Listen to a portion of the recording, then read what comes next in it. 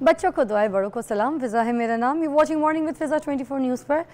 नाज़रीन, आज हम बात करेंगे बांझपन पे सबसे पहले, और हम इस टॉपिक के ऊपर भी बात करेंगे कि औलाद जो है वो हज़ार नेमत है। औलाद एक ऐसी नेमत है जिसकी ख्वाहिश सब रखते हैं। जैसी शादी होती है तो सबसे पहले जो दुआएं हैं, जो उम्मीदें हैं, वो लगाना शुरू कर देते हैं लोग। कोई कहता है कि हमने बेटा चाहिए, कोई कहता है हमें बेटी चाहिए। हर तरीके की ख्वाहिश जो है वो जन्म ले लेती है। तो ये बनता है, इसलिए बनता है कि औलाद जिनके पास नहीं है ना नाज़रीन, उनसे पूछा जाए कि उनको कितनी तकलीफ़ होती है, उनको कितना दर्द होता है, कितनी दुआएं मांगते हैं, किस किस को कहते हैं यार तुम दुआ करना कि हमें बेटा हो जाए, यार तुम दुआ करना कि हमें बेटी हो जाए। बड़ी दुआएं की जाती हैं और इसकी कदर सिर्फ़ और सिर्फ वही कर सकते हैं जिनके पास औलाद नहीं है। इसलिए अगर किसी को दुआ भी देनी हो, किसी शादीशुदा जोड़े को, जैसी जब उनकी शादी हो तो उनको आप दुआ दें कि अल्लाह ताला तुम्हें बहुत साले नेक अच्छी औलाद दे, सेहतमंद औलाद दे। और पता है, ये एक दस्तूर भी है, ज़माना भी है कि जो आपकी औलाद है वो आगे आपकी नस्ल को लेके चलाती है, आपके कारोबार को, आपके काम को, फिर आपका बुढ़ापा आपको संभालती है। वैसे तो अब ऐसा भी दौर आ गया है कि लोग माँ बाप को पूछते ही कोई नहीं है, मगर अस्तगफुरुल्लाह, जिन माँ बाप ने हमें बचपन में स्पेशली पाला होता है, प्यार किया होता है, हमारी एक एक चीज़ का ख्याल टेक केयर की होती है, तो हमारा भी तो फ़र्ज़ बनता है कि जब हम अपने माँ बाप की बुढ़ापे की एज आए तो उसमें उनका बहुत ख्याल रखें, उनकी टेक केयर करें उसी तरह जिस तरह से उन्होंने हमारी बचपन में की। तो ये एक लेन देन का भी मामला है कि कोई जब किसी के बचपन से उसको एक पौधे को पानी डाल डाल के बड़ा करते हैं तो उसके बाद फिर वही पौधा जो है उनका सहारा बनता है, जो वो पौधा उगाते हैं। वो कहते हैं ना, माँ बाप कह सकते हैं अपनी औलाद को कि ये पौधा मैंने उगाया था, ये मेरे हाथ का पौधा है, ये माँ बाप कह सकते हैं। तो इसीलिए एक अच्छी नेक सालेह औलाद की सब दुआएं करते हैं कि सेहतमंद औलाद हो, हेल्दी बच्चा पैदा हो। तो वाई नॉट। तो जो लोग बांझ हैं या जिनके घर औलाद नहीं है और वो औलाद के ख्वाहिशमंद हैं, तो आज उसी के लिए हम बात करेंगे। हमारे पास बहुत अच्छी सुपर डुपर डॉक्टर है, मैं कहती हूँ बड़ी समझदार हैं, बहुत इनकी रिसर्च है, पहले भी मेरे प्रोग्राम में आ चुकी हैं। आज फिर हमने इनको मदऊ किया ख़ास तौर पे ताकि हम इसके ऊपर बात करें, इनफर्टिलिटी के ऊपर। डॉक्टर सना नज़ीर हमारे साथ बैठी हैं, इनफर्टिलिटी एक्सपर्ट। अस्सलाम वालेकुम। अस्सलाम वालेकुम, क्या हाल है आप? ठीक ठाक, कैसी हैं आप? अल्हम्दुलिल्लाह फाइन। डॉक्टर सना, ये टॉपिक वैसे तो बड़ा सेंसिटिव है, आपको पता है, इससे तो बड़ी इमोशंस भी जुड़े होते हैं। आपके पास जो क्लाइंट्स आते होंगे बड़ी उम्मीदें लेकर आते होंगे, कोई बेटी की ख्वाहिश, कोई बेटे की ख्वाहिश, और कोई ऐसे भी आते होंगे जो कहते होंगे जो भी हो बस हमें औलाद नसीब हो जाए। ऐसे ही है जी, बिल्कुल औलाद ऐसा ही की है। ख्वाहिश में। और स्पेशली हमारे पास तो लाइक 20-20 सालों से जिनके बेबी नहीं होता वो भी आ रहे होते हैं, और उनके लिए एक प्रेगनेंसी स्ट्रिप पे पॉजिटिव आना ये बहुत बड़ी ब्लेसिंग हो रही होती है। वो इतने हैप्पी होते हैं उस पर भी। तो ये एक वाकई ही बेऔलादी मसला बढ़ता चला जा रहा है। पहले ऐसा नहीं था, लेकिन अब स्पीडीली ये जो हमारे इन्वायरमेंटल फैक्टर हैं उनका बहुत ज़्यादा रोल है एक्चुअली। तो डॉक्टर साहब, ये इतने ज़्यादा बेऔलादी के केसेस क्यों बढ़ गए हैं? पहले तो ऐसे सुनने में नहीं आता, तो अब क्यों इतने ज़्यादा केसेस सुनने को मिलते हैं कि बेऔलादी का केस है इनके साथ? एग्जैक्टली, आप देखिए हमारे पुराने नाना परनाना उनके 10-10 बच्चे होते थे, कोई इशू ही नहीं होता था। तो इससे हमें पता चलता है कि क्या लाइफस्टाइल वो कर रहे थे फॉलो और हम कर रहे हैं। हमारे लाइफस्टाइल में सबसे बड़ा रोल जो है वो फूड का है। आप देखिए, हम फूड में जंक फूड बहुत ज़्यादा, इवन हम अपने बच्चों को भी बड़े शौक से दे रहे होते हैं, लेकिन जंक फूड में सबसे पहले तो हमारा जो चिकन है उसकी जो फूड है वो जस्ट हार्मोन्स हैं। अगर कोई घर में जानवर पले हों, चिकन तो दा बेस्ट है, लेकिन अगर आप देखें जो हमारी बाहर से मिलते हैं तो उससे हार्मोनल इम्बैलेंस आ रहा है। नॉट ओनली फीमेल, मेल में भी यही इशू आ रहा है। तो जंक फूड एक बहुत बड़ा फैक्टर है कि आप ये जो पिज़्ज़ा, बर्गर, प्रोसेस फूड जो लेते हैं, इवन जो फूड का में आप जूसेस ले रहे होते हैं, क्योंकि वो हाई इन अगर आप कोई भी चीज़ शुगर की क्वांटिटी उसमें ज़्यादा है तो वो भी एक तरह की बॉडी में इन्फ्लेमेशन लाती है और एक नेचुरल प्रेगनेंसी के अमल को रोकती है।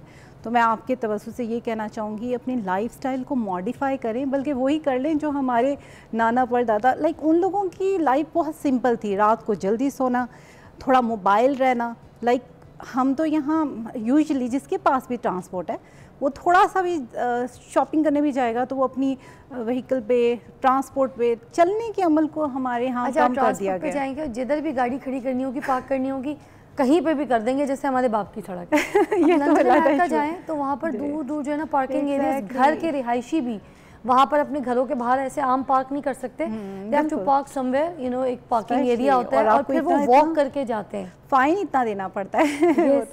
लेकिन लाइफस्टाइल बहुत मैटर करता है और हमने खुद ही रातों को देर से सोना, लाइक सुबह सोते से भी प्रेगनेंसी डिले होती है। आप देखिए हार्मोन है, रिसर्च शो करती है मेलाटोनिन, वो डीप स्लीप में प्रोड्यूस होता है ब्रेन से। अच्छा, और वो एक कॉल में शामिल कर लूं, शबाना की कॉल है, फिर ना हम इसी बातों को डिस्कस भी करेंगे, मगर मैं ये चाहूँगी कि जितने भी लोग हैं जो लाइव कॉल करेंगे अभी, जो डॉक्टर साहब हमारे साथ मौजूद है, कोई आपका मसला है तो प्लीज़ पूछिए, गो हैड। शबाना जी क्या हाल है जी? अस्सलाम वालेकुम। वालेकुम सलाम। फिजा मैं ठीक हूँ, आप ठीक है? ग्रेट। क्या कहना चाहेंगी, क्या पूछेंगी जी? जी मेरी ना मतलब मैं खुद भी, मेरी सिस्टर है वो भी, और मतलब हमारी फैमिली में तकरीबन 13-14 बच्ची हैं जिनके बच्चे नहीं हैं, ठीक है, जिनको ये बेऔलादी का मसला है। मेरे मियाँ की दूसरी शादी है, ठीक है, मुझे पता नहीं है, मतलब मुझे बता रहे हैं मेरे रिश्तेदार, मेरे ससुराल कुछ बता रहे हैं कि मेरे मियाँ ने ऑपरेट करवाया हुआ है, जैसे वो मेल नसबंदी करवाते हैं, तो मुझे नहीं पता कि वो मुझे के ये क्या मामला है क्या नहीं है, तो मुझे कैसे पता चलेगा कि ये, मैं उनको कहती हूँ डॉक्टर के पास चले, हम अपना कोई ट्रीटमेंट करवाते हैं, वो नहीं मान रहे, वो कहते नहीं मैं ठीक हूँ, देखो मेरे तो पहले बच्चे हैं, तुम्हें प्रॉब्लम है, मैं डायबिटीज पेशेंट भी हूँ, तो प्लीज मेरी कोई सिलसिले में हेल्प करें। आप बात कीजिएगा, आपको समझ आ रहा है प्रॉब्लम है? थोड़ी सी वॉइस का इशू हो रहा है। मैं आपको समझाती हूँ, इनकी दूसरी शादी है, इनके जो हस्बैंड है उनके उस शादी से पहले बच्चे हैं, ठीक है, ये कह रही हैं कि हमारी फैमिली में जो है ना बे औलादी का मसला है, ओके। अब ये अगर अपने हस्बैंड को कहती हैं कि चलें हम डॉक्टर के पास चलते हैं, हम ट्रीट कराते हैं, तो वो नहीं जाते, वो अपना भी कोई टेस्ट नहीं करवाते, तो इन्हें ये डाउट है कि उनमें प्रॉब्लम है कोई, तो व्हाट यू से? शबाना ने बताया। जी शबाना। अच्छा शबाना, सबसे इम्पॉर्टेंट ये है कि आप बिल्कुल ठीक कह रही हैं, आप दोनों को आना चाहिए इनफर्टिलिटी सेंटर पर और वहाँ बेसिक टेस्ट करवाने चाहिए, और हस्बैंड का तो बहुत ही सिंपल टेस्ट, एक सीमा एनालिसिस होता है जिससे सारी इन्फॉर्मेशन मिल जाती है और उनके लिए भी तसल्ली हो सकती है। देखें, पहले बेबी होना ये नहीं बताता कि अब भी बेबी हो सकता है, माइट भी सेकेंडरी इनफर्टिलिटी हो उनकी तरफ से, पहले बेबी हुए हैं, अब कोई ऐसा फैक्टर आ गया हो लेकिन वो ट्रीटेबल हो, तो बेहतर ये है कि आप दोनों इनफर्टिलिटी सेंटर पे जाएं और उनसे आप जस्ट अपने टेस्ट करवाएं और कुछ टॉनिक्स लें। अगर आप दोनों ठीक हैं तो टॉनिक से काम। क्या कह रही है जी शबाना? मुझे कुछ रिश्तेदार है, उन्होंने बताया कि आपके मियाँ ने नसबंदी कराई है। अब मुझे नहीं पता वो नसबंदी का नसबंदी कराई है मियाँ ने। नसबंदी क्या होता है? मतलब कहते, मुझे नहीं पता ये क्या है। नसबंदी एक परमानेंट मेथड होता है जिससे आप मुझे कैसे पता चलेगा? जी शुबाना, नसबंदी भी हो गई हो तब भी लाइक आप कहेंगे ट्रीटमेंट थोड़ा सा एडवांस होता है, लेकिन IVF हो सकता है, लेकिन ये टोटली आपके हस्बैंड पे डिपेंड करता है कि एक दफ़ा वो टेस्ट करवाएं, उसके बाद जो है जो भी ट्रीटमेंट होगा उन्हें हम लोग दे सकते हैं, स्पेशली उन्हें अगर टॉनिक्स की ज़रूरत है। लेकिन मैं अभी सॉरी टू से आपके हस्बैंड की रिपोर्ट देखे बगैर कुछ भी नहीं कमेंट कर सकती। और जहाँ तक आपसे पहले उनका टेस्ट कराना ज़रूरी है ना, कि पहले तो आपने काउंसलिंग अपने मियां की करनी है, कन्विंस करना है कि वो पहले टेस्ट के लिए जाएं, क्योंकि मर्द जो है वो तो कहता है हमारे पास पेशेंट आती हैं फीमेल 10-10 सालों से ट्रीटमेंट ले रही होती हैं, हालांकि उनका इशू नहीं होता, और मेल जो है वो एक सिंपल, जो सबसे सिंपल टेस्ट है वो करवाते हुए रिलक्टेंट होते हैं। तो ये सोच को बदलना होगा, क्योंकि बेबी तो आप दोनों का है ना, जब होगा तो आप दोनों खुश होंगे। अच्छा जी, थैंक यू सो मच, आपकी कॉल का शुक्रिया, आपको जवाब मिल गया होगा। मगर मुझे एक बात बताइए कि ये नसबंदी क्या होता है? ये तो पहली मरतबा सुना मैंने। ये डेफिनेटली जो मेल ऑर्गन, जो स्पर्म्स आ रहे होती हैं उनके वे को ब्लॉक कर देते हैं। अच्छा। स्पेशली जिनके ज़्यादा बच्चे होते हैं, तो आपको पता है परमानेंट मेथड कॉन्ट्रासेप्शन के 2 होते हैं, फीमेल के भी ट्यूब्स बंद कर देते हैं, तो मेल भी एक तरह की ट्यूब ब्लॉक कर देते हैं। मर्द को कोई साइड इफेक्ट या कोई बीमारियाँ? नहीं, ऐसा कुछ भी नहीं है, बल्कि जिनके ज़्यादा बेबी होते हैं इट्स अ वेरी गुड के वो ये प्रोसीजर करवा लें। जैसे उनकी पहले शादी हुई है तो माइट भी उन्होंने ऐसा कुछ प्रोसीजर करवाया, उसके बाद भी वो उसका ट्रीटमेंट, अगर आप रिसर्च लाइक ट्रीटमेंट की तरफ जाएँ, एडवांस ट्रीटमेंट, तो वो ट्यूब्स ओपन करने की भी ट्राई की जा सकती है, और उसके बगैर IVF भी हो सकता है अगर अफोर्डेबिलिटी हो। ठीक है, एक ब्रेक के बाद मिलते हैं, हम बात कर रहे हैं इनफर्टिलिटी के ऊपर। ठीक है,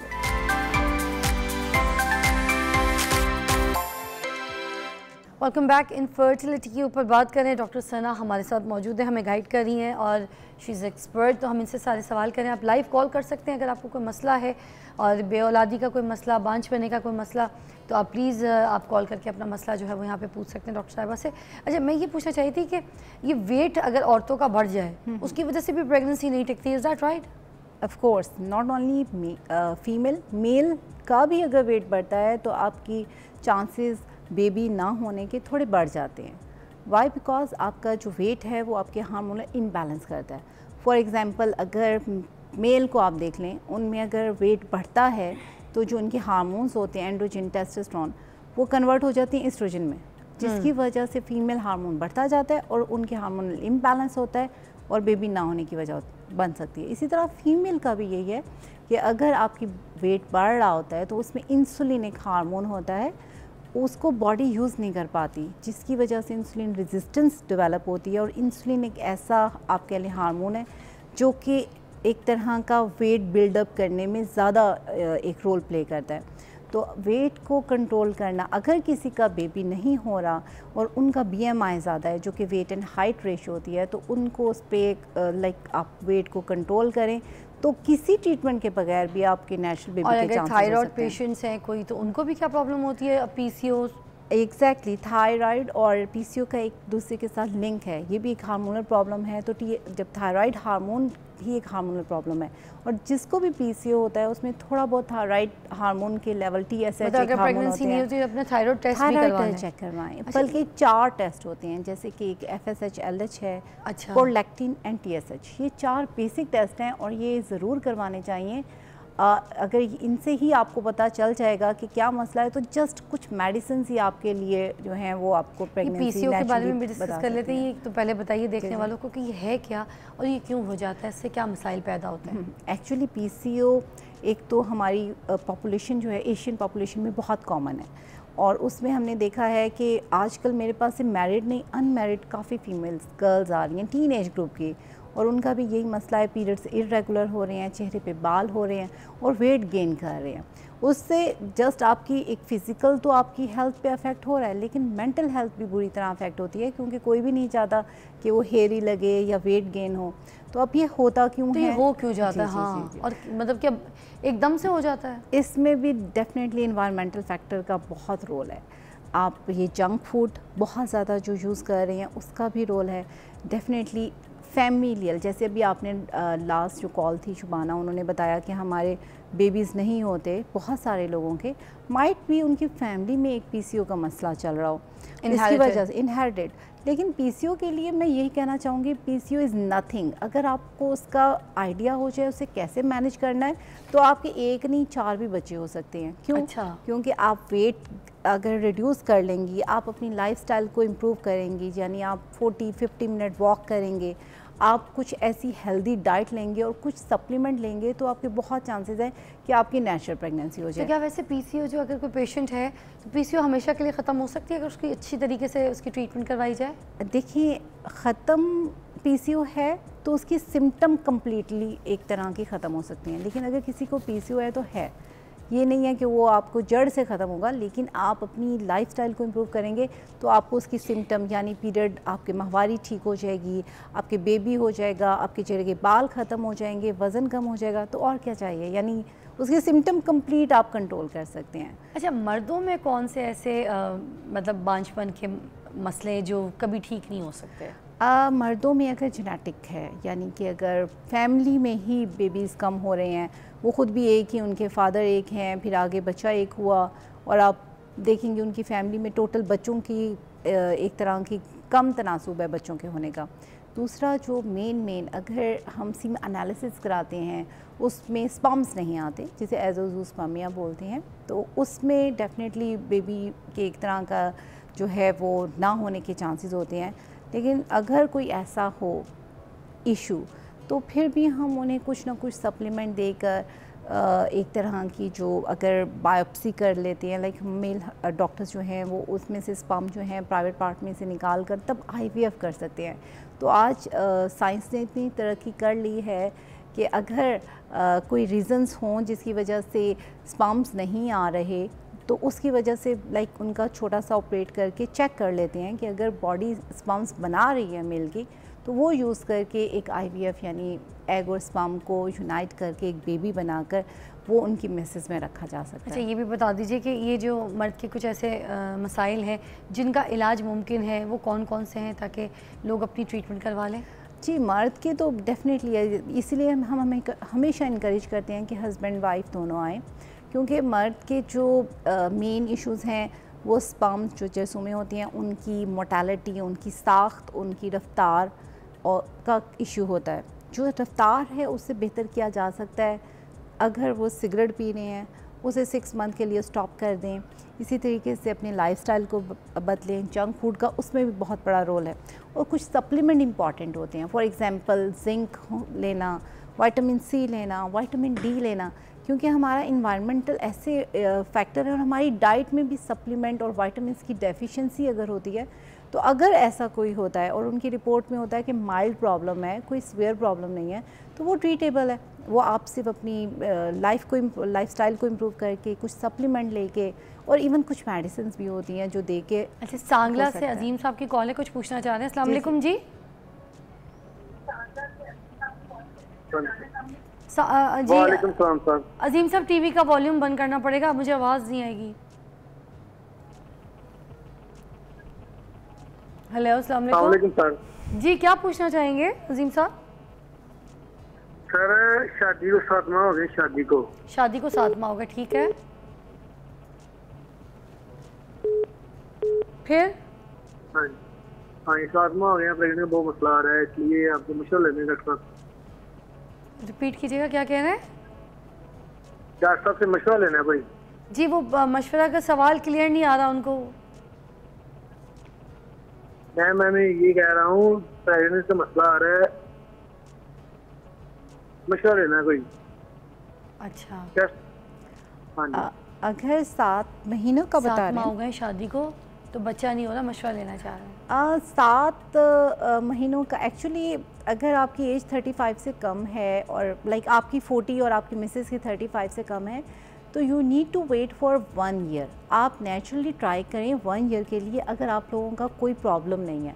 लेकिन अगर आपको लगता है कि कोई इशू आ रहा है मेडिकली, तो आप उससे पहले भी इनफर्टिलिटी सेंटर पे जा सकते हैं। और ये मैं बताना चाहूँगी कि अगर आपको बेबी का प्रॉब्लम हो रहा है, तो बेहतर ये है कि आप एक ही जगह जाएं जहाँ पर मेल के भी टेस्ट होते हों, फीमेल के भी टेस्ट होते हों और एडवांस ट्रीटमेंट हो। हमारे यहाँ ये है कि कोई भी मेल का प्रॉब्लम होता है तो वो सबसे पहले तो क्वैक से हकीमों से स्टार्ट करते हैं, वहाँ से ट्रीटमेंट लेते हैं। उसके बाद फिर वो कोई जर्नल डॉक्टर होते हैं, फिजिशियन होते हैं, उनसे सप्लीमेंट लेते हैं। हम तक जब पहुंचती है ना, तो वो केस काफ़ी डिटेरिएट हो जाता है। मैं अक्सर पेशेंट मेरे तकरीबन लाइक अगर 35 से कम है और मुझे लगता है कि अभी एज इतनी ज़्यादा नहीं है और 7 महीने होते हैं, तो मैं जब सप्लीमेंट लिखती हूँ और कहती हूँ कि आप नेचुरली 1 ईयर के लिए ट्राई करें और अगर नहीं होता तो आएँ। और मुझे खुशी होगी कि आप मुझे गुड न्यूज़ सुनाएं। और अच्छा, मतलब शादी के बाद 1 साल जो नेचुरली ट्राई करना, अगर फिर कोई इश्यूज प्रॉब्लम्स हैं देन डॉक्टर को रिव्यू करना है। बिल्कुल, उससे पहले प्रेशर मेंटली। अच्छा, कभी ये भी होता है कि समटाइम्स प्रेशर बहुत ज़्यादा हो, मेंटली आप स्टक हुए हुए हैं कि भाई प्रेगनेंसी क्यों नहीं हो रही, तो उस वजह से भी नहीं हो रही होती? बहुत इंपॉर्टेंट क्वेश्चन है जी। स्ट्रेस पे बहुत ज़्यादा रिसर्च की गई है। ऐसा नहीं कि स्ट्रेस से नहीं होता, लेकिन कहीं ना कहीं हार्मोनल इम्बैलेंस में उसका रोल है। तो कि आपके हार्मोन होते हैं, कॉर्टिसोल, वो इंक्रीज़ होते हैं, तो कहीं ना कहीं आपको स्ट्रेस ही बेबी होने से रोक रहा होता है। तो जो न्यू कपल है उसे स्ट्रेस नहीं देना चाहिए। 1 ईयर तक उन्हें चाहिए पूरी फैमिली को कि बार बार न्यूज़ का ना पूछें और स्पेशली उन्हें टाइम दें एक दूसरे के साथ। तो मोस्ट लाइकली तकरीबन आप कह लें 84% तो चांसेस हैं कि दे कैन कंसीव ईजीली। जो नहीं हो वो फिर हमारे पास हैं। और ये जो मिथ है कि CSE 1000 की कैल्शियम की जो गोलियां पानी में पीनी है फॉर द इम्यून सिस्टम, फिर उसके अलावा वो जिंक की जो गोलियां हैं वो खानी है फॉर द प्रेगनेंसी, जो एक औरत को तैयार कर रहे होते हैं जब, तो ये सब कुछ जब प्रेगनेंसी ट्राई करना, तो ये खानी ज़रूरी है क्या?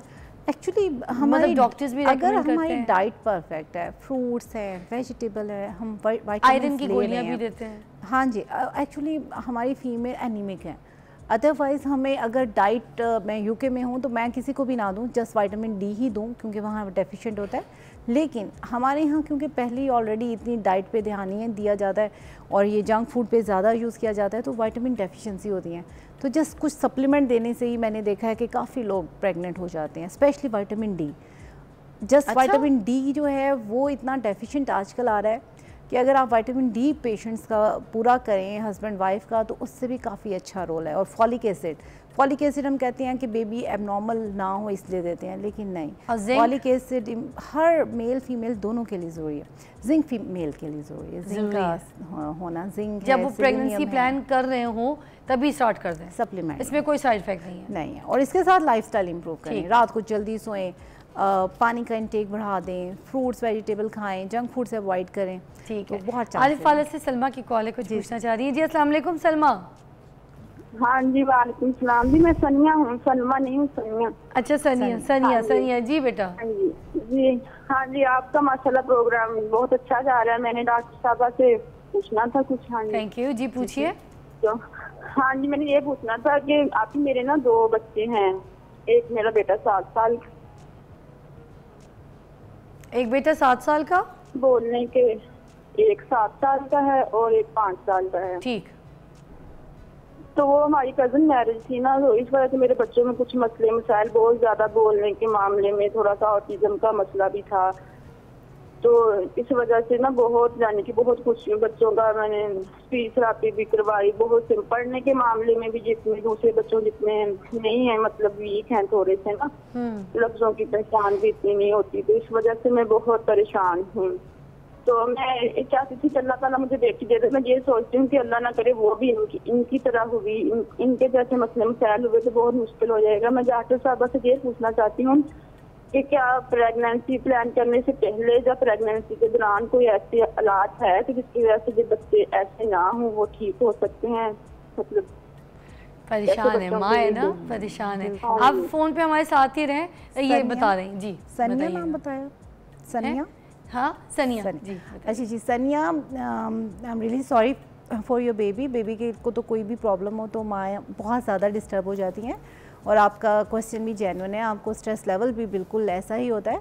लेकिन ये डिपेंड करता है कि आपके बेबीज़ का प्रॉब्लम क्या है। जेनेटिक प्रॉब्लम कुछ होते हैं जो हर बच्चे में आ रहे होते हैं कि जितनी बार भी आप लोग कंसीव करोगे, और कुछ होते हैं 50%, यानी किसी बेबी में आएंगे और किसी में नहीं आएंगे। तो सबसे पहले तो आपके बेबीज़ की डायग्नोसिस होना ज़रूरी है कि उनका मसला क्या है, एक टिपिकल कोई डिज़ीज़ है क्या है, ताकि अगर वो फैक्टर है कि वो हर बेबी में आएगा तो डेफिनेटली फिर आप कोशिश करें कि कज़न मैरिज ना करें, कज़न मैरिज की। लेकिन कुछ ऐसा भी होता है कि किसी बेबी में आ रहा है, लाइक 50% ट्रांसफ़र हो रहा है, किसी में आएगा और कोई हेल्दी बेबी होगा। अच्छा, इस तरह ऐसा भी पैटर्न होता है। तो ये तो आपको आपके डॉक्टर जो बेबी डॉक्टर्स होते हैं, पीडियाट्रिशियंस, वो आपको बता सकते हैं कि क्या डायग्नोसिस है, और फिर हमारे पास आप आएंगे तो हम बता सकते हैं कि जी ये वाला प्रॉब्लम आपको सब बेबीज़ में हो सकता है। मतलब इनको डॉक्टर को दिखाना चाहिए, दिखाना चाहिए। और ये बल्कि अच्छा है आपने कि आप 35 से अगर एज कम है तो आप ट्रीटमेंट लें, और अगर ऐसा कोई चांसेस हैं कि आपका चांसेस हेल्दी बेबी होने के हैं तो आप 35 से पहले कंसीव कर लें, ताकि वो 35 के बाद जो उम्र का इफेक्ट आता है कि एबनॉर्मल बेबी होने का वो ना हो सके। ठीक है, तो आप क्वेश्चन बहुत एक और कॉल है, शामिल करेंगे। अस्सलाम वालेकुम।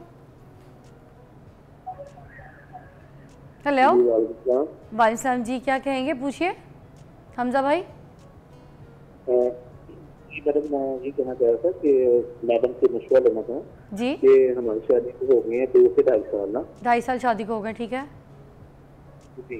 तो अभी तक हमारे यहाँ बेबी नहीं हो रहा। अब हमारे पास बेबी नहीं हो रहा हमारा, ठीक है, okay.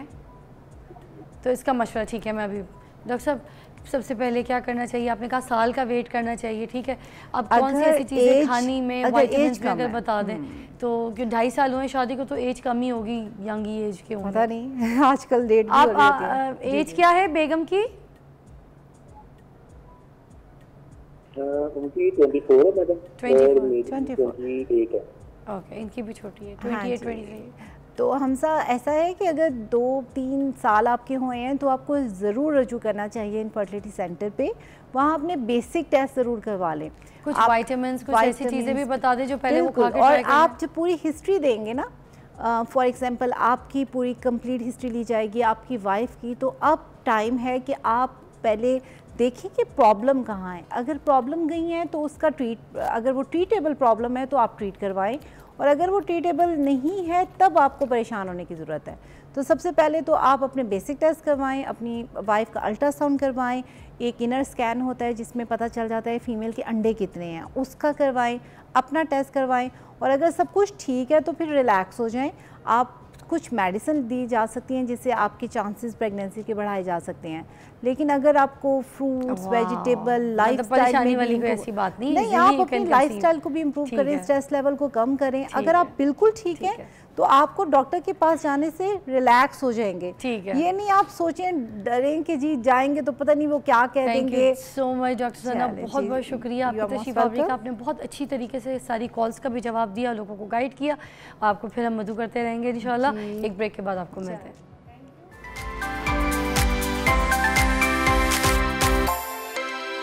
Welcome back, you watching morning with Fiza. नाज़रीन, हमारे पास ज़बरदस्त साइकेट्रिस्ट हैं और हम आज बात करेंगे डिप्रेशन के ऊपर। आधी दुनिया तो डिप्रेशन का शिकार है, अगर मैं पूरी दुनिया भी कहूँ तो सारे लगे हुए हैं, इसमें कोई शक नहीं। छोटी छोटी बात का डिप्रेशन ले लेते हैं। अब ये अगर मैंने शहद डाल दिया इसके अंदर और अगर इसको हिलाया नहीं तो मुझे इतनी छोटी बात का भी डिप्रेशन हो जाएगा। क्यों हम इतनी छोटी छोटी बातों का भी डिप्रेशन लेते हैं? ठीक है, अब अगर हमारा शो ख़त्म हो गया है, उसके बाद हमें कोई काम करना था वो भूल गए और वो कर नहीं पाए, हमने उसका भी डिप्रेशन लेना। सारा दिन हम उसके डिप्रेशन में रहेंगे, वो टाइम निकल गया, वो काम होना था वो रह गया, वो कर नहीं सके। ठीक है, किसी को कॉल करनी थी, किसी को कॉल करके बात करनी थी, वो भूल जाएंगे, तो वो रात को सारा दिन उसके डिप्रेशन में सो नहीं पाएंगे, टेंशन में रहेंगे। छोटी छोटी बात का डिप्रेशन।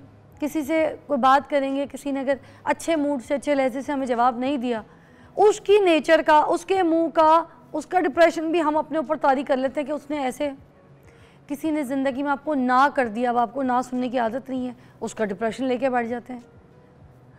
किसी की शादी नहीं हो रही, उसका डिप्रेशन ले लेंगे।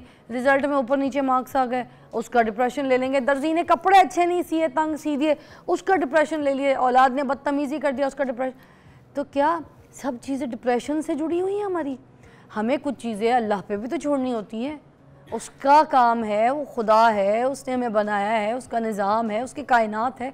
बहुत सी चीज़ें उसके ऊपर छोड़ के आपको अपनी ज़िंदगी को नॉर्मल भी करना पड़ता है, आपको तवक्कल करना पड़ता है। मगर हमने सब कुछ छोड़ दिया, हमने बस यही है कि बस ये भी डिप्रेशन है, ये ठीक नहीं है, वो डिप्रेशन। इस पे बात करेंगे। प्लीज़ इस डिप्रेशन से निकलिए। आज हमारा ये जो प्रोग्राम है ख़ास आप लोगों को डिप्रेशन से निकालने के लिए। और ज़्यादातर क्यों डिप्रेशन होता है इस पर मैं बहुत छोटी बात करूँगी हमारे मौजूद मेहमान से, मगर मैं ज़्यादा बात करूँगी इसके हल के ऊपर, सल्यूशन के ऊपर। हमारे पास डॉक्टर बिस्मा एजाज़ मौजूद हैं, साइकोलॉजिस्ट हैं। अस्सलाम वालेकुम, कैसी हैं जी? वालेकुम अस्सलाम फ़िज़ा, आई एम फ़ाइन। बहुत बहुत शुक्रिया, आपने बड़े इंपॉर्टेंट मौजू के लिए हमें टाइम दिया है। बिस्मा, मुझे बताएं पहले कि डिप्रेशन होता क्यों है और हमारा माशरा इस डिप्रेशन का शिकार क्यों है? और सबसे ज़्यादा डिप्रेशन किस मुल्क में पाया जाता है ये बताइएगा। सबसे इम्पॉर्टेंट चीज़ ये कि आपने जिस तरह स्टार्ट किया और ऑडियंस को कुछ इलामात जो हैं वो उसकी बताई, वो मिक्स थी। मतलब वो कम्प्लीटली सिम्टम्स ऑफ डिप्रेशन नहीं है, उसमें कहीं ना कहीं एंग्जाइटी भी नज़र आ रही थी।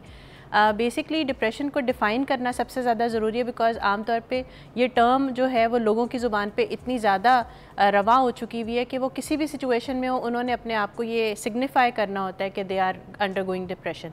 हालांकि इस ऐसी बात नहीं होती। Depression is basically a psychological problem या एक साइकाइट्रिक इलनेस है जिसमें इंसान जो है वो लो मूड का शिकार रहता है। उसको बार बार रोने को दिल करता है बगैर वजह के, कोई सिग्निफिकेंट रीज़न नहीं है, लेकिन उसका दिल करता है कि मैं रोता जाऊँ। किसी भी एज में ऑनसेट जो है इसका वो किसी भी एज में हो सकता है, लेकिन ज़्यादातर जो है एडोलेसेंस एज में, यानी जो बच्चे 10, 11, 12 साल की एज में होते हैं उनमें भी चांसेस होते हैं कि वो डिप्रेशन का शिकार हो जाए। रियली? Yes, definitely.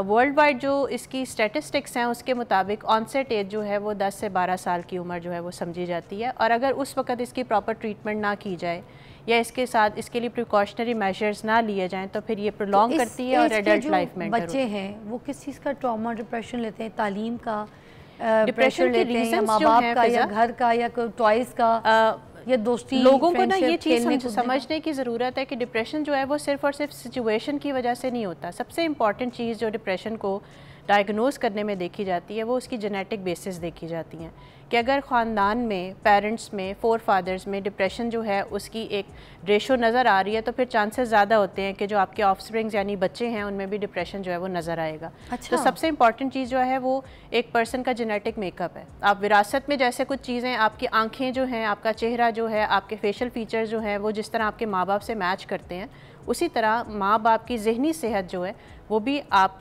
में ट्रांसफ़र होती है। तो इसको हम कहते हैं कि ये एक जेनेटिक ट्रांसमिशन के थ्रू भी डिप्रेशन या कोई भी साइकोलॉजिकल प्रॉब्लम जो उसके चांसेस बढ़ जाते हैं।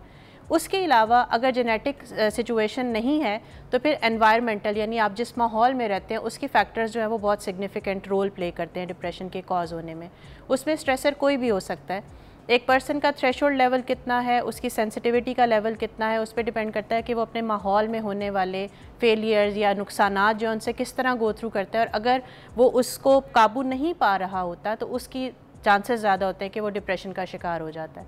अब डिप्रेशन जो है वो जैसे मैं आपको बता रही थी कि वीपिंग स्पेल्स या क्राइंग स्पेल्स हैं, इंसोम्निया यानी रात की नींद जो है वो उड़ जाती है, नींद नहीं आती, कई कई दिन इंसान जो है वो जागता रहता है, भूख जो है उसमें कमी का शिकार हो जाता है। दूसरी तरफ डिप्रेशन की एक ऐसी काइंड भी है जिसमें एक इंसान जो है वो इलेटेड मूड की तरफ जाता है, यानी उसका मूड जो है वो बहुत ही ज़्यादा खुशगवार है, आपको देख के लगेगा नहीं, आप कहेंगे डिप्रेशन तो ऐसा नहीं होता, लेकिन डिप्रेशन की भी एक काइंड जिसको बाइपोलर डिसऑर्डर कहते हैं, जिसमें एक पोल जो है वो एक ऐसा पोल है जिसमें एक इंसान जो है इंतहाई इलेटेड मूड की तरफ है। ख़वातीन जो है वो बहुत लाउड मेकअप करेंगी, बहुत लाउड कलर के, ब्राइट कलर के ड्रेसेस पहनेंगी, बहुत ज़्यादा एनर्जेटिक फील करेंगी, और at the other time they are totally low. So ये it is a kind of also a kind of a depression जिसको बाइपोलर डिसऑर्डर कहते हैं। लेकिन जिस डिप्रेशन की हम यहाँ पे बात करना चाह रहे हैं, yes this is a bipolar disorder. Makeup, ज़बरदस्ती के ओवर मैचिंग चीज़ें, हाँ, अपने आप को एक्सट्रीमली एनर्जेटिक फील करना, अच्छा। आवाज़ की पिच जो है वो बहुत ज़्यादा है, लेकिन दूसरी साइड पे, दूसरे टाइम पे आप उतनी ही डाउनफॉल की तरफ जा रहे हैं, यानी अच्छा। आपका मूड जो है वो उतना ही लो है। ठीक है। एक और डिप्रेशन होता है जिसको सीजनल डिप्रेशन भी कहते हैं, जो मौसम के हिसाब से लोग जो होते हैं वो कहते हैं जी बारिश का मौसम होता है तो हमें डिप्रेशन हो जाता है, हाँ। फॉगी वेदर होता है तो डिप्रेशन हो जाता है, एक्सट्रीम चिल्स होते हैं, विंटर्स होती हैं तो डिप्रेशन हो जाता है। मूड देखें, आपके एनवायरनमेंट है ना, आपके एनवायरनमेंट जब आपके मूड को कंट्रोल करती है, अच्छा। तो सीज़न के हिसाब से भी people go through depressive episodes. अच्छा, अब सपोज एक घर में एक फ़र्द है, वो हर वक्त मुंह फुला के बैठे हुए हैं, गुस्से में हैं, एटीट्यूड दिखा रहे हैं, कोई बात करो तो हाँ ठीक है, रोटी क्यों नहीं गर्म है, ये क्यों है, चिक चिक, तो इस तरह के पेशेंट्स के लिए क्या इलाज कहेंगे? ये पेशेंट्स जो है ना, ये डिप्रेशन से ज़्यादा पर्सनालिटी डिसऑर्डर के पेशेंट्स होते हैं। अच्छा। इनकी पर्सनालिटीज़ में प्रॉब्लम्स होती हैं। पर्सनालिटी डिसऑर्डर्स भी, कि वो किसी डिप्रेशन का भी शिकार हैं कि जिसकी वजह से ये डिप्रेसिव पर्सनालिटी, फॉर एग्जांपल ऐसा पर्सन है जो हर वक्त ही लो, उसकी पर्सनालिटी का फैक्टर है या कैरेक्टरिस्टिक है कि वो रहता है। एक ऐसा पर्सन है जो कि जिसको बॉर्डर लाइन पर्सनैलिटी कहते हैं, जिसमें पेशेंट जो इसका कल्प्रिट है यानी जो इसका विक्टिम है वो उसकी सिचुएशन ऐसी होती है कि वो लोगों के ऊपर जिसको कहते हैं ना ताना कसना या उनको ऊपर इल्ज़ाम तराशी करना, किसी और के कंधे पे रख के बंदूक चलाना, ऐसे भी लोग जो हैं वो हमारे आसपास नज़र आते हैं। कुछ लोग होते हैं जो सिर्फ अपनी तारीफ़ करना पसंद करते हैं, उनको सिर्फ अपना आप नज़र आ रहा है, वो भी एक टाइप ऑफ पर्सनालिटी है। हम क्योंकि हल्की तरफ चले, हम ब्रेक से जब वापस आएंगे ना तो डॉक्टर साहिबा हमने मैं आपको सिचुएशंस बताती जाऊंगी, आपने उनकी ट्रीटमेंट बतानी है, क्योंकि ऐसे फिर किसी को समझ नहीं आएगा। तो जो पहले मैंने बोला था उसका हम इलाज पूछेंगे कि एक बंदा घर में बैठ के बस इसी तरह बदतमीज़ी, गुस्सा, एटीट्यूड, ठीक है, उस और हर वक्त मुंह फुला के, रोने वाला मुंह फुला बना के बैठा हुआ है, उसका क्या इलाज है? आपने मुझे ब्रेक के बाद बताया। आप कॉल भी कर सकते हैं अगर आपके घर में, आपकी फैमिली में कोई ऐसे लोग हैं या आप खुद ऐसे हैं, पूछें, शर्माना का इलाज कराएं। Take a break.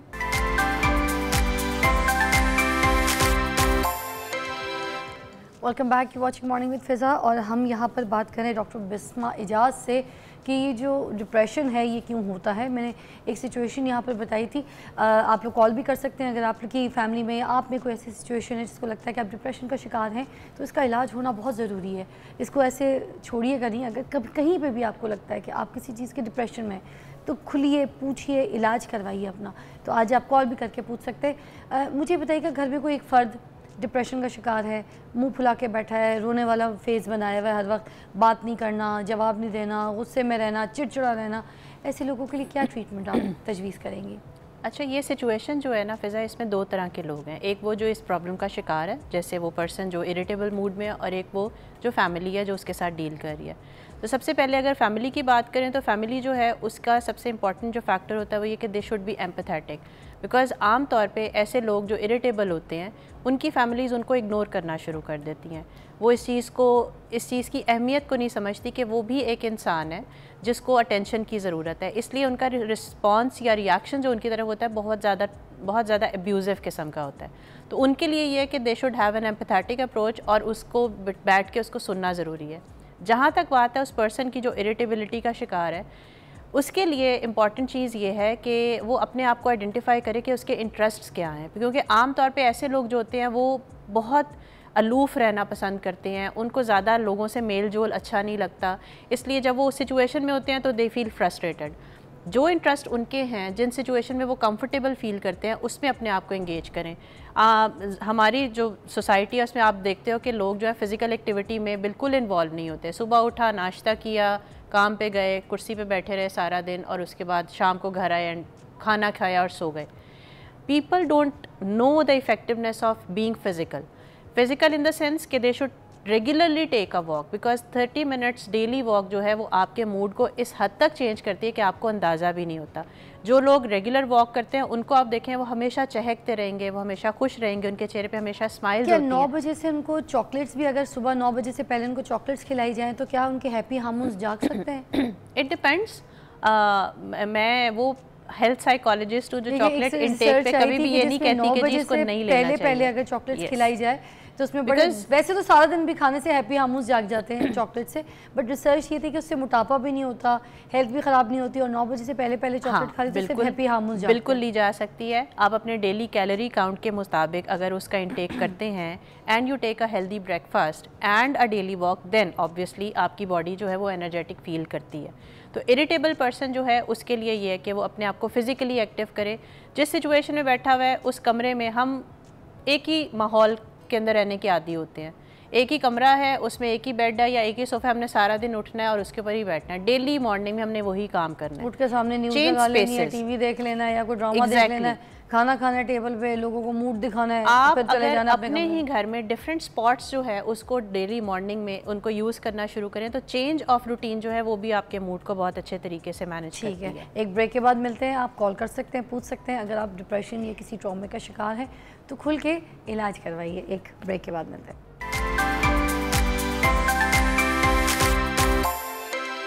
Welcome you watching morning with Fiza. और नाज़रीन, हम डिप्रेशन के ऊपर बात कर रहे हैं। मैं आपको बताऊं, ये डिप्रेशन हमें अब दूर करना होगा अपनी ज़िंदगी से। प्रेगनेंसी नहीं हो रही, औरतें डिप्रेशन में चली जाती हैं, ऐसे ही है। मर्द हज़रात भी बहुत ट्रॉमा ले लेते हैं, डिप्रेशन में चले जाते हैं कि भाई अभी तक जो है औलाद का जो है ना हमें कोई ख़बर नहीं मिल रही, हमें कोई खुशखबरी नहीं मिल रही, तो वो भी बड़े डिप्रेशन में चले जाते हैं। 2 मियाँ बीवी के भी रिश्ते ख़राब हो जाते। तो इस तरह के बहुत छोटी छोटी बहुत सारी बातें। 2 मिनट है आपके पास, मैं चाहूँगी कुछ एक 1 लाइन में डिप्रेशन की ट्रीटमेंट और एक एक्सरसाइज बता दें। डिप्रेशन दोस्त क्या कर सकते हैं, फैमिली क्या कर सकते हैं, खुद क्या कर सकते हैं इसको ठीक करने के लिए? डिप्रेशन जो है वो सिर्फ एक पर्सन को नहीं होता, पूरी फैमिली को होता है। ये आपकी बात बिल्कुल ठीक है, क्योंकि एक भी अगर उसमें पर्सन जो है वो उस चीज़ से गुज़र रहा है, उस सिचुएशन से गुज़र रहा है, उस ज़हनी जो हम आहंगी है उसमें बेरब्तगी आ गई, उसकी वजह से गुज़र रहा है, तो पूरी फैमिली जो है वो डेफिनेटली अपसेट होती है, घर का माहौल ख़राब होता है। सबसे पहले जो पर्सन डिप्रेसिव है वो सबसे ज़्यादा इम्पॉर्टेंट है, because that person is in the need of treatment. ऐसा इंसान जो है उसको पहले खुद एक रियलाइजेशन होनी चाहिए कि ऐसी कौन सी चीज़ है जो मेरे अंदर कमी है या ज़्यादती है और मैं उसको किस तरीके से बेहतर कर सकता हूँ। अगर आपको पता है कि आपके अंदर ये एक वल्नरेबिलिटी है कि आप डिप्रेसिव सिम्टम्स की तरफ जा रहे हैं या आपके अंदर डिप्रेशन जो है वो ज़्यादा बढ़ रहा है, तो आप उसका इलाज करना शुरू करें, उसके लिए असिस्टेंस सीख करना शुरू करें। एक कोने में बैठे रहने से, आंसू बहाने से या सैड सॉन्ग सुनने से आपकी कंडीशन जो है उसमें किसी तरह से बेहतरी नहीं आएगी। You need psychological assistance for it. घर वाले जो है उनको ये रियलाइज़ करना ज़रूरी है कि जो पर्सन सामने बैठा है वो अगर बेवजह जो है वो रो रहा है तो इसका मतलब ये नहीं कि वो ड्रामे कर रहा है, क्योंकि आमतौर पे हमारी सोसाइटी में लोग जो ये कहते हैं जो तो ड्रामा इसका रोज़ का काम है। रियलाइज़ करें कि डिप्रेशन वाकई एक साइकोलॉजिकल प्रॉब्लम है और उसके लिए हेल्प की ज़रूरत है। अपने पेशेंट को, अपने फैमिली मेम्बर को जो इस एपिसोड से गुजर रहा है उसका ख्याल करें, उसको टाइम दें, बिकॉज़ टाइम जो है और उसको सुनने का जो है मौका दें कि आप उसको सुन रहे हैं, तभी आप उस पर्सन की कंडीशन में भी बेहतरी ला सकते हैं और घर के माहौल में भी बेहतरी आ सकती है।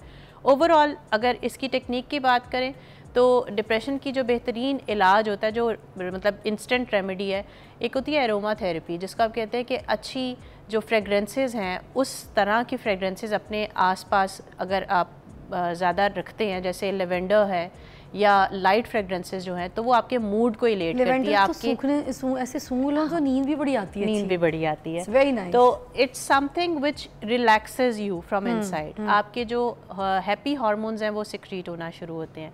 इसके अलावा regular walk is very important, deep breathing is very important, जिससे आपकी बॉडी जो है उसका ऑक्सीजन लेवल अच्छा रहेगा तो आप एंग्जाइटी और डिप्रेशन में से एक और बाहर चीज़ निकल लगता है, सकते हैं। नमाज भी ज़रा रेगुलर कोई खास तौर पे जो डिप्रेशन की नमाज भी पढ़ लें, स्पिरिचुअल अल्लाह से भी दूरी ट्रीटमेंट है वो बहुत ज़रूरी है। इंपॉर्टेंट कॉल ले लेती हूँ मैं, टाइम क्योंकि कम है। अस्सलाम वालेकुम जी। वालेकुम अस्सलाम। बच्चे, मैंने एक चीज़ करनी थी, जैसे आपके बयान कर रही हैं डिप्रेशन की, जिनको डिप्रेशन होना उनको ना वो जैसे वो उनको चाहिए कि यहाँ उसको वो बच्चों से खेलने, बच्चे नहीं है घर में आपके, अब वो कार्टून होते हैं ना, जैसे हम बच्चों को दिखाते, एक कार्टून है टॉम एंड जेरी, आपने भी छोटे होते हुए देखा होगा, बहुत अभी तक वो लगा लो जी, वो लगाएं। आज तक मेरी इतनी उम्र गुजरी है मेरी, मैंने जब भी कभी वो ये कर लिया, यहाँ दरूद पाके की, बस ये दो चीजें, और मुझे आज तक अल्हम्दुलिल्लाह कि इससे बस के ना सुकून कोई नहीं मिला, उससे तो मेरा हर चीज हमारी इनकी दफा दफा हो जाती है, जहन जो है ना एकदम फ्री हो जाता है। सुभान अल्लाह। नहीं ऐसी कोई बात ही नहीं जी, है। वो तो अभी डॉक्टर साहब ने हम लोगों ने यही बात की कि नमाज भी is very important to you know. बेटा नमाज तो आप पढ़ते हो, मैं एक आपको नमाज से 5 वक्त की नमाज तो आपको हर इंसान के लिए बहुत जरूरी है, ठीक है। आपको लगता है, मैं आपको वैसे बता रही हूँ कि अगर बैठे हो ना कि अगर सोचे परेशान करती है तो एक तो आप दरूद पाक पढ़ें, ठीक है। दूसरा आपको अगर फिर भी आपको लगता है कि मैं क्या करूं, आप ये एक टॉम एंड जेरी छोटा सा कार्टून है, ये देखें, आप देखें कि आप वो बच्चे हैं उनके साथ खेलने, आप बिल्कुल आप लगेगा आप बच्चों में खेलते हुए खुद बच्चा महसूस करे। हाँ, मैं वाकई ये वाली चीज़ एंजॉय करती हूँ। She is so right. ये प्रैक्टिस बहुत ज़रूरी है। पेरेंट्स जो है बच्चों के साथ खेलते नहीं है। मुझे आपकी कॉल बहुत अच्छी लगी, बात आपने बहुत पॉजिटिव की, थैंक यू सो मच। ये 2-3 इन्होंने भी पॉइंट्स बताए, बड़े अच्छे थे, हेल्दी थे। आई थिंक इस चीज़ से इन्होंने एक्सपीरियंस किया अपनी लाइफ को, तो इसीलिए इन्होंने वो प्रैक्टिस हमारे साथ शेयर भी की। That is very healthy. Thank you so much doctor साहिबा, आपने हमें बहुत अच्छी तरीके से गाइड किया। आई होप हम अपने डिप्रेशन से निकल सकें, और जिस तरीके की प्रैक्टिस, एक्टिविटीज़ और जो वॉक वगैरह जो चीज़ें आपने बताई हैं हमारे इस डिप्रेशन को दूर करने के लिए, और specially the life style and the healthy diet, it's also very important. अगर आप इन चीज़ों को अपनी लाइफ में, अपनी लाइफ स्टाइल का सर्कल बना लेंगे, देन आप वाकई डिप्रेशन का शिकार नहीं रहेंगे। और बाकी जो कॉलर थी, थैंक यू सो मच, आपकी कॉल बहुत मायने रखती है। ये पॉइंट्स भी आपके बहुत अच्छे हैं जो आपने एज प्रैक्टिकल हमें करके बताएं और आपकी लाइफ का हिस्सा है, तो थैंक यू। और हम आपको मिलते हैं ब्रेक के बाद।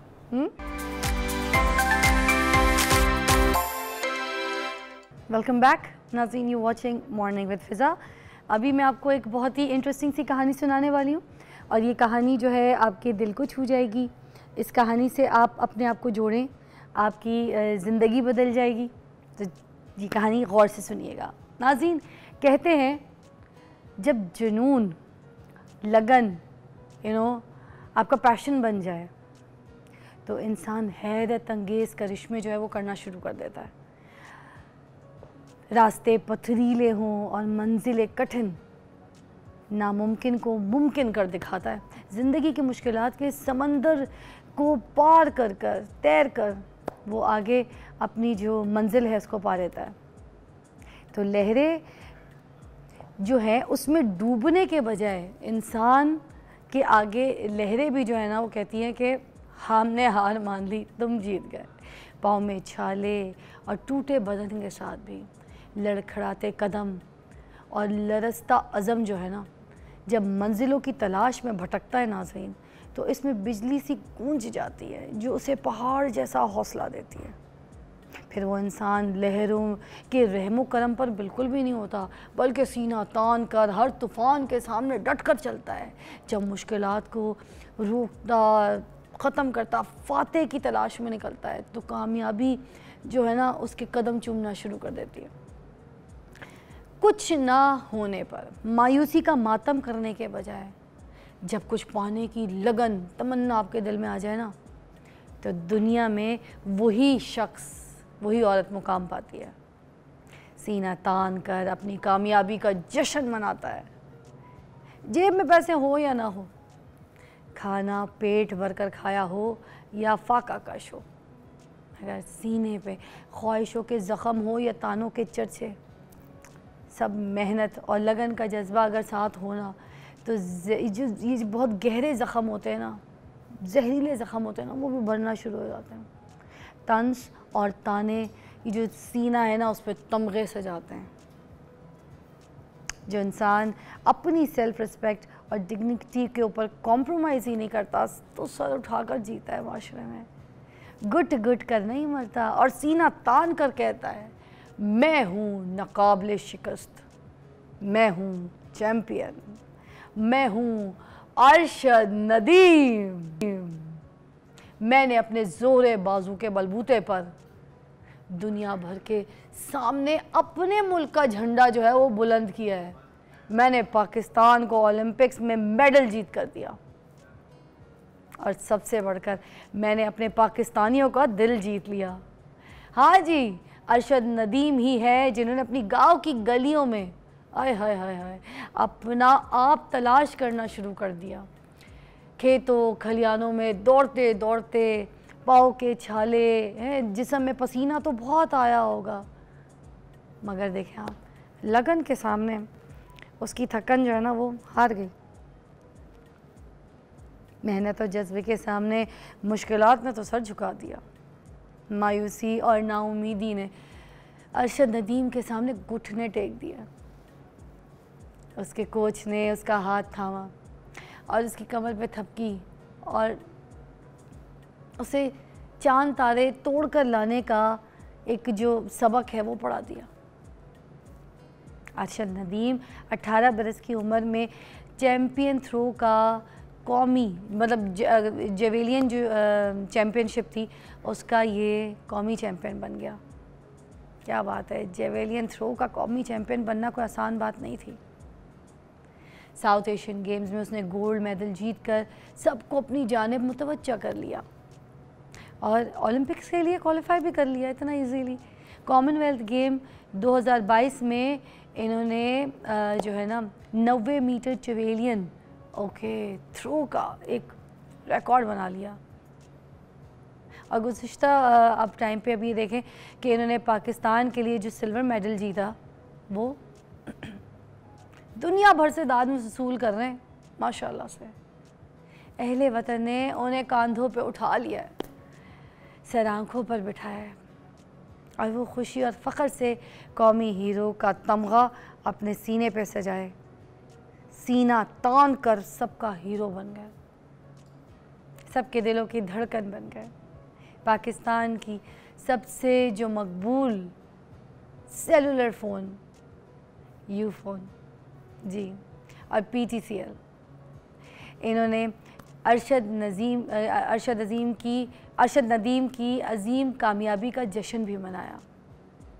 इसकी जद्दोजहद जो है, इनकी जो कहानी है उसको फ़िल्म बन कर एक ख़ूबसूरत कहानी पेश की, खराज तहसीन पेश किया। यू फ़ोन का पैगाम है, तुम ही तो हो। हमें यकीन है अरशद नदीम इस बार फिर पेरिस ओलंपिक्स है उसमें चैम्पियन तुम ही तो हो। आइए अपने हर दिल अज़ीज़ अरशद नदीम की कहानी देखते हैं जो यूफ़ोन और PTCL ने बनाई है। तो ये पैकेज देखिए, ये स्टोरी देखिए, उसके बाद मैं आपसे मिलती हूँ। बहुत ही खूबसूरत गाना, और मैं आपको कहूँगी अरशद नदीम, PTCL और यूफ़ोन तीनों को सलाम। जवान तान, इतना इमोशनल, मुझे तो रोना आ रहा था, मेरे तो रोंगटे खड़े हो गए। इतना मोटिवेशनल, वाकई घबराना बिल्कुल भी नहीं, आपने सीना तान के खड़ा होना है। कितनी खूबसूरत इसकी कहानी जो है वो कैमरा बंद की है इन लोगों ने। I just loved it. PTCL Ufone आपको सलाम है, कितना खूबसूरत, कितना इमोशनल, इतनी अच्छी motivational video. I just loved it, seriously आपको सलाम है। एक ब्रेक के बाद मिलते हैं।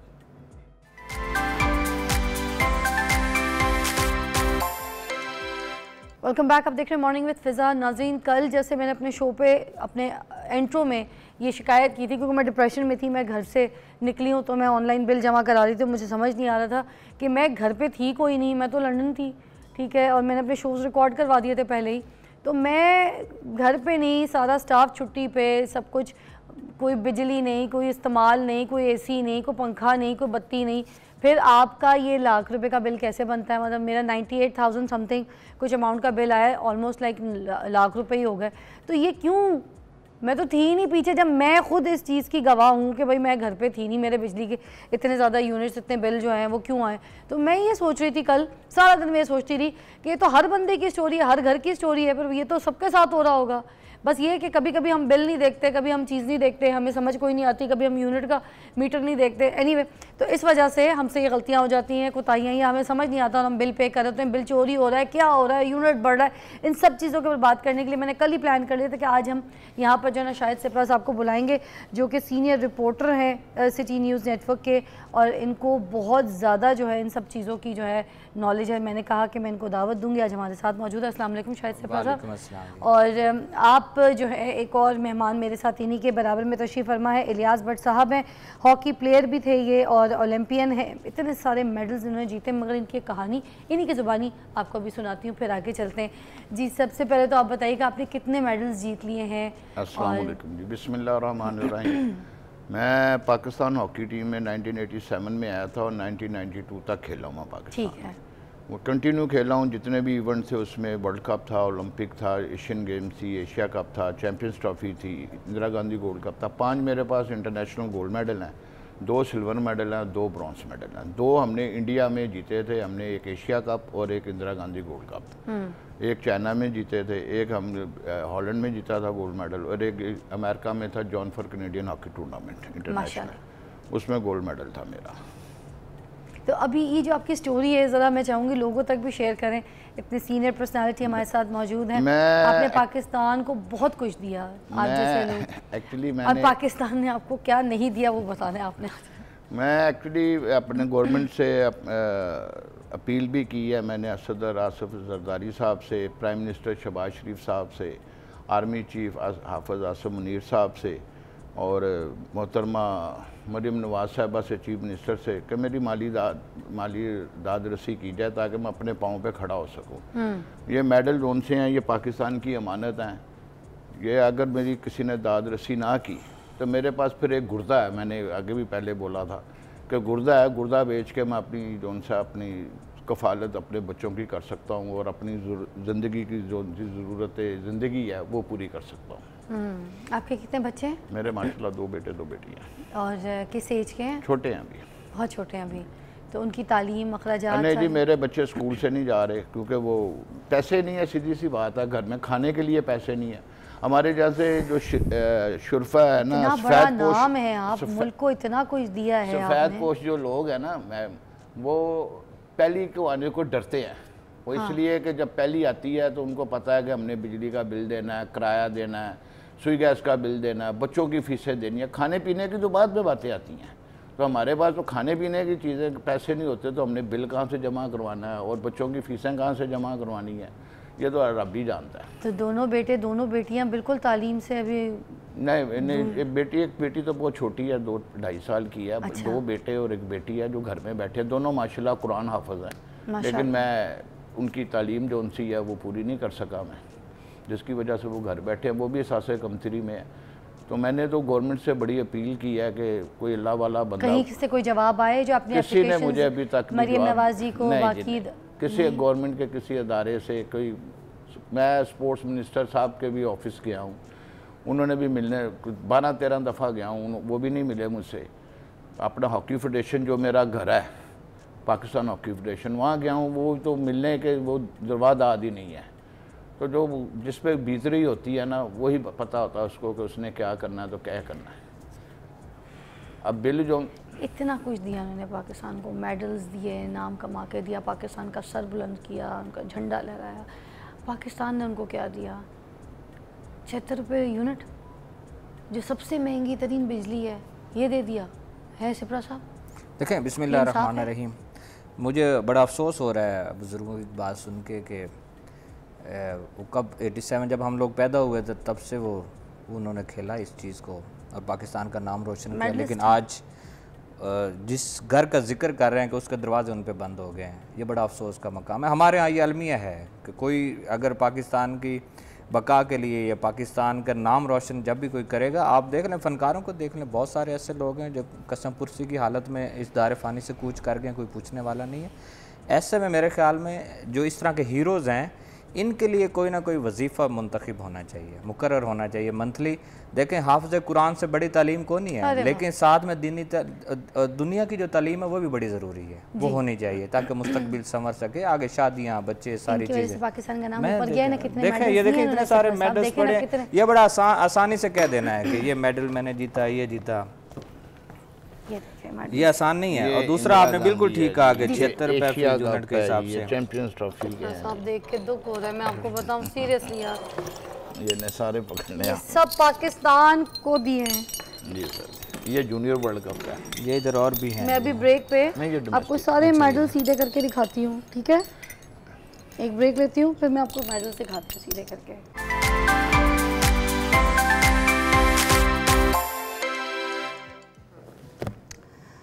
ये वो सारे मेडल्स हैं जो भट्ट साहब ने पाकिस्तान को दिए। ये वो इंसान है जिन्होंने ये सारे मेडल्स पाकिस्तान को दे दिए। 1 2 3 4 5 6 7 8 9 10 11 12 ये इंटरनेशनल मेडल्स हैं, और ये 2 जो है सर ये डोमेस्टिक है, नेशनल चैम्पियनशिप, और ये पंजाब, ठीक है। इसमें से ये जितने भी मेडल्स हैं ना, इट्स फॉर सेल, ये सेल के लिए है, ये बेच रहे हैं। और इसके साथ ये जो जगह खाली है ना, यहाँ पर एक गुर्दा भी रखने वाले हैं, वो एक गुर्दा भी रख रहे हैं। ये मेडल्स है और यहाँ पर एक उनका गुर्दा है। ये मेडल्स ऐसे नहीं आते हैं, इन्होंने पाकिस्तान के लिए अपना खून पसीना, अपने घर के सेक्रीफाइसेस हैं, मेहनत की है, इतनी स्ट्रगल की, उसके बाद ये एक मेडल आता है। एक सारी ज़िंदगी इन्होंने इन मेडल्स को अपने दिल से लगा के रखा, लेकिन अब वो सारे कहते हैं कि बेचने हैं। एक बिजली के बिल के लिए मेडल्स, गुर्दा बेच रहे हैं, एक बिजली के बिल के लिए। क्या दिया उन्होंने पाकिस्तान को, और पाकिस्तान क्या दे रहा है इनको?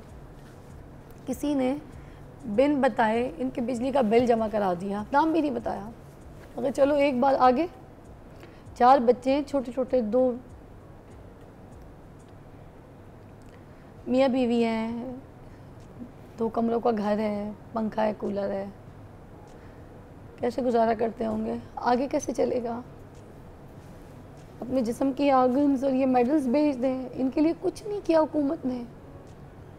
हमारी जिम्मेदारी नहीं थी कि हम इनके लिए आवाज़ उठाएं। जो हमारे पाकिस्तान के नेशनल हीरोज़ हैं, हमारे पूरे पाकिस्तान के लिए इन्होंने क्या कुछ किया। ये देखें, मैं हाथ जोड़ के अपील करती हूँ कि गवर्नमेंट प्लीज़ उसको गौर से देखिए, सोचिए, इधर जज्बा भी देखिए कि इन्होंने पूरी ज़िंदगी लगा दी अपने पाकिस्तान के लिए, अपने पाकिस्तान का नाम रोशन करने के लिए, पाकिस्तान के झंडे को सर बुलंद करने के लिए, और आज अपने बिजली का बिल पे करने के लिए उनको अपना गुर्दा बेचना है, उनको अपने मेडल्स बेचने हैं। शर्मनाक बात है। सिपरा साहब, मेरे से तो बात ही नहीं हो रही, मैं I am freezing my, like बिल्कुल मेरी बॉडी ठंडी हो गई है, मैं लिटरली काँप रही हूँ।